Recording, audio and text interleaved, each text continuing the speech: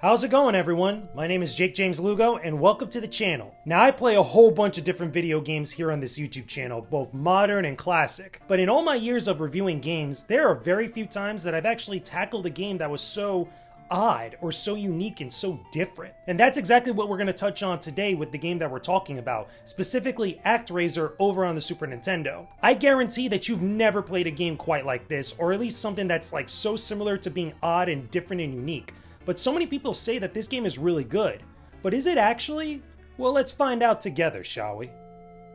ActRaiser is a hybrid action and simulator game that was released for the Super Nintendo in 1990.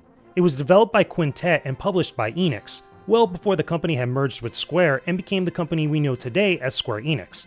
This is a very unorthodox game that blends together action platforming with city management and building elements. Basically, some parts of the game have you jumping on platforms and fighting enemies, while others have you flying over a wide landscape and managing what is created in the environment. It sounds weird at first, but trust me, it becomes much more clear in practice. The story here involves you taking on the role of a deity, referred to as the Master, and fending off the forces of darkness from the Evil One. In the Japanese version of the game, the developers straight up referred to these entities as God and Satan, but in other versions of the game they steered away from these references. Anyway, the Master was long ago defeated by the forces of the Evil One and retreated to his Sky Palace to recover and regroup. Since then, the forces of the Evil One have taken a grasp on the world and are causing all types of havoc among the people who live there, making most of the environment uninhabitable. After nearly a century, the Master is woken up by his loyal servant, an angel that tries to maintain belief within the Master. With his help, the Master needs to regain the faith and trust of everyone to garner enough power to defeat the forces of the Evil One and restore balance to the world. For a Nintendo game in the early 90s, ActRaiser definitely got into some sensitive material that surprisingly didn't aggravate Nintendo. They have a big thing against religious references, and there's a lot of religious subtext throughout the game, even though a lot of it was edited for regions outside of Japan. There were alternate releases of ActRaiser for the Nintendo Super System Arcade and even for mobile phones in 2004. The game also came out on the Wii Virtual Console in 2007, but has yet to see another release on any other platform since. So was ActRaiser really as good as many people have made it out to be? Honestly, that depends on how you approach it.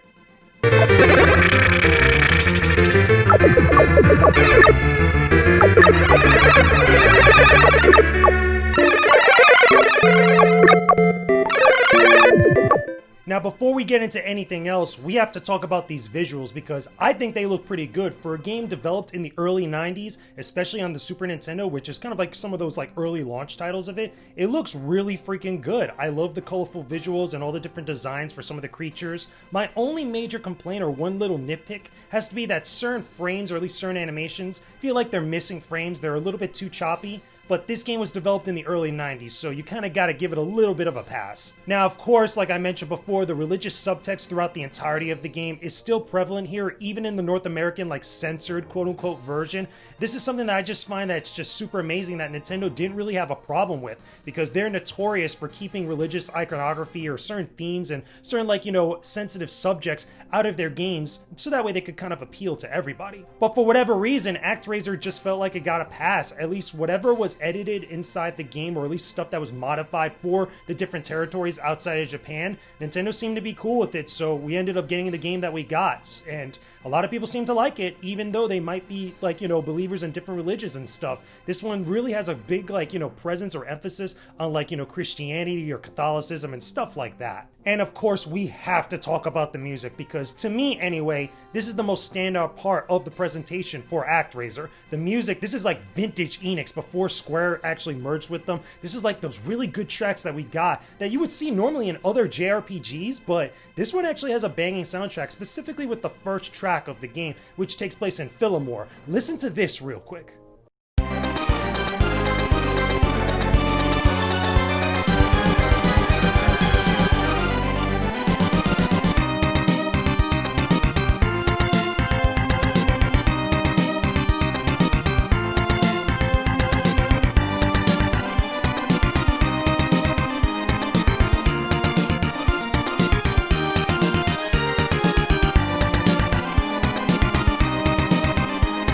You see what I'm saying? This music is pretty dope, but anyway, let's move on from there and let's talk about the gameplay because that's where the meat of this review is actually going to be. this game has some really unique ideas or really unique concepts that you don't see in any other game out there, or at least, in very few.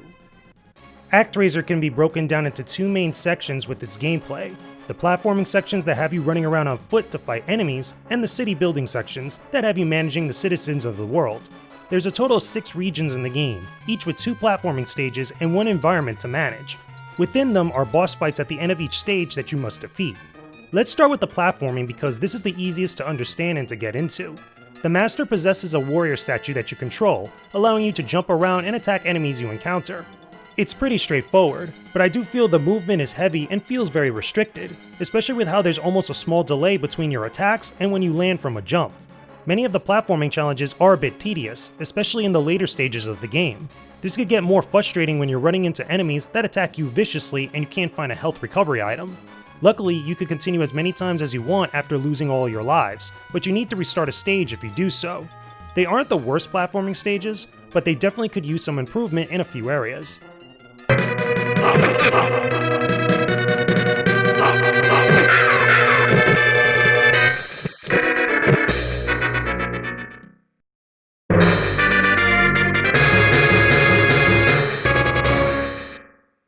So in the platforming sections, you do get these magical attacks and sword beam attacks that are very powerful, that they're able to deal with groups of enemies and certain bosses. However, in my own experience, I didn't really rely on them too much because I didn't run into them as often as I'd hoped. They are pretty good. I've used a couple of them in certain boss fights here and there that allow me to get through those challenges, but I feel like some of those pickups, they're just not as frequent as you would like them to be.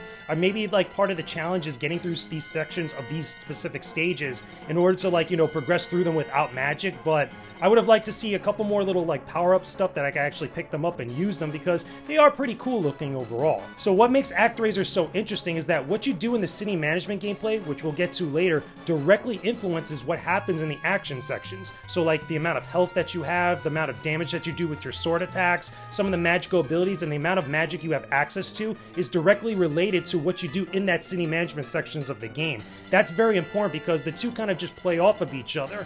Granted, you don't get a lot of stuff in the action sections that directly influence the city management stuff. I would have loved to maybe see maybe if you pick up certain stuff during the platforming sections, you could actually use them in the city management and vice versa like that. But the way that's designed, it's a little bit more of the city management directly influencing the platforming, not vice versa. The other thing I do want to say is that some of the boss fights in these action sections can be a little bit cheap. There's certain boss fights and stages that just feel like they're just challenging and just difficult for the sake of being difficult, and you just have to deal with just getting hit in certain spots that you just can't avoid their attacks, or you have to be able to go up to them and attack them viciously within a small time frame, and that could get very, very annoying. Even though these are challenging, they just sometimes seem a little bit too unfair. The same thing could also be said for some of the final sections of the game where you have this gauntlet of boss fights that I just find it's just super annoying. I just hate this type of stuff, especially in older games where you kind of gotta run through a gauntlet of just bosses that you face throughout the entire early section of the game, and that's just annoying. That seems a little bit lazy in terms of game design to me, but some people seem to like that. They give it a little bit of a pass, but not so much for me. I wish that that did not happen towards the end of the game, and I just had a big final boss fight to kind of cap everything off. So with that out of the way, let's talk about the city management stuff, because like I said before, this is a very interesting part of the game that directly influences this stuff, but is it actually good and fun to play through? Now here's where things get really weird. Like I mentioned before, ActRaiser has you doing city management to progress forward in the game. This directly ties into the platforming sections, influencing how much health you have and the magical abilities you have at your disposal. To gain better stats and new types of magic, you need to build up the number of followers for the Master and upgrade the cities that they reside in. The more followers you have, the more levels you gain and the stronger you are against your enemies. This takes some time, so you'll find yourself waiting in some spots in order for things to progress forward. I won't lie, this could be a little bit annoying when you're forced to go back to the world map to manage a city, but it's a necessary task to make the entire experience unique and a little bit more interesting. Flying around the world on the Sky Temple and going to each area as the Angel is easy, but it's keeping the monsters away from your cities that hold the bulk of the challenge here. You'll frequently have to shoot away monsters from your city and direct your followers to seal up their spawn points in order for things to move on faster. Sometimes the environment has different hazards or obstacles that prevent you from doing so, which requires you to utilize your magic to cast different miracles to clear them out. This includes causing rain, sun rays, and even an earthquake to manipulate the environment. All of this working together could definitely get you into a flow for finishing different tasks as you build up your cities and clear out different monsters that attack you. Accomplishing this opens up the second platforming section of the area and lets you engage with it to defeat the boss that's inside. Real talk, people, this definitely is an original idea that blends together two very different styles of gameplay together into something very unique. While it's not perfect and can use some improvements here and there, the game still ends up being a solid experience for the Super Nintendo that a lot of people seem to resonate with.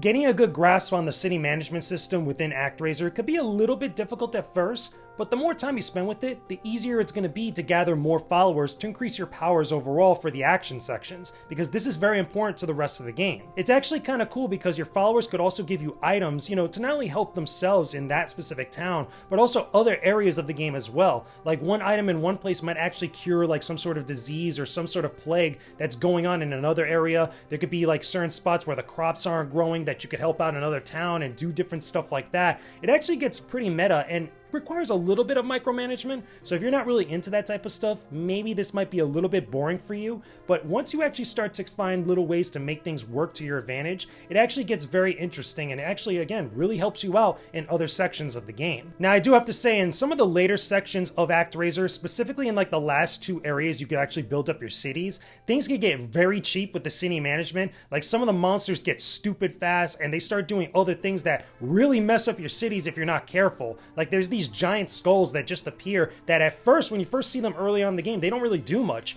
But like in those last few areas, they start wrecking your entire area. Like if you let them linger for too long, all your buildings and stuff just get completely destroyed and they continuously attack you. So not only do you have to deal with them, but you also have to have your followers build up all the stuff that was just destroyed while trying to close off these spawn points and do all these different things that just compound on one another. It can get very annoying, it can take a lot of time, and can really set you back when you're trying to progress through the game. So all in all, can I recommend that you guys check out ActRaiser on the Super Nintendo? Even though a lot of people have some fond memories of playing this game on the SNES and look at this game as a classic, there's still a bunch of stuff that I feel could have been vastly improved that were a little bit too frustrating and annoying towards the later portions of the game. That being said, however, I still think that this game looks great in 16-bit, the visuals are pretty darn nice, the music is pretty awesome as well, it's just got that awesome soundtrack to it that I feel like really makes the game come together very nicely.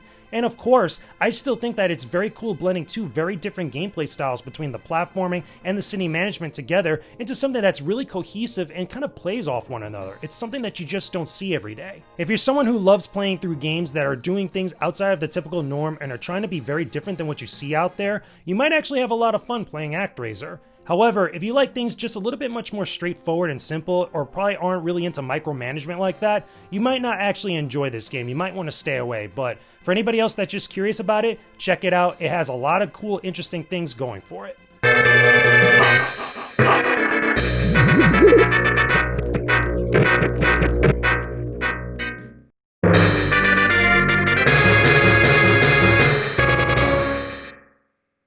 And there you go, everyone. Those are my overall thoughts about ActRaiser on the Super Nintendo. So many people talk about this game and give it a lot of praise, but I wanted to break it down myself and actually see what was up, because I hear so much about this game and so much hype about it, and sometimes games might not live up to the hype, at least that they're given. So anyway, I hope you enjoyed watching this review. But as always with any game I talk about, that's just my opinion about ActRaiser. Let me know what you think about it down below in the comment section. Tell me, are you a fan of ActRaiser, or do you hate this game? Or are there any other like Super Nintendo games that are very different and unique, or stuff that's like weird, like doing stuff that's not in the typical norm that's actually good?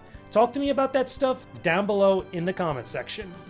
Hey there everyone, thanks for watching this video. I appreciate all of your support as always. On the side here, I have some game reviews and other cool videos you might like to watch. Make sure you leave me a comment down below and subscribe to the channel too. Don't forget to hit that bell icon to be in the know when I post up new videos for you to check out. I'll talk to you all again real soon. Peace out and stay epic, everybody.